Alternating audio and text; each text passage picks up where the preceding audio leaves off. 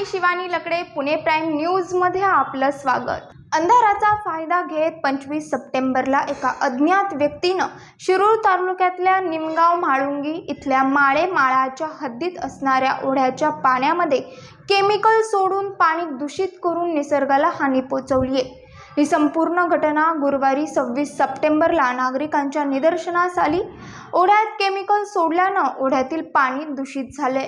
त्या केमिकलमुळे पाण्याचा रंग लालसर होऊन या दूषित पाण्यामुळे ओढ्यातील मासे मरण पावलेत।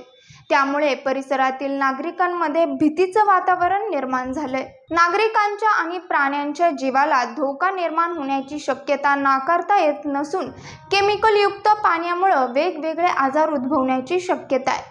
हे पाणी पुढे माळीमळा, चव्हाण वस्ती, पवार वस्ती, शिंदे वस्ती, गोपाळ वस्ती, भागवत वस्ती, मराठे वस्ती, येळे वस्ती आणि म्हाळुंगी पारोडी येथे जाऊन या ओढ्याचं पाणी पुढे भीमा नदी पात्रात जाऊन मिळतं। भीमा नदीच्या पाण्याचा आजूबाजूच्या गावांना पिण्यासाठी आणि वापरण्यासाठी पुरवठा होतो।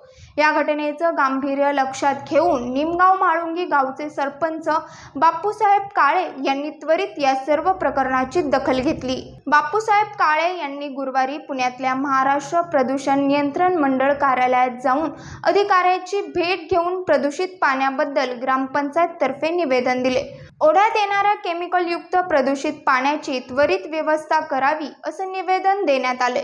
तसंच केमिकल सोडणाऱ्या अज्ञात व्यक्तीविरोधात शिक्रापूर पोलीस ठाण्यात गुन्हा दाखल करणार असल्याचं सुद्धा बापूसाहेब काळे यांनी सांगितलंय। पाहत रहा पुणे प्राईम न्यूज। धन्यवाद।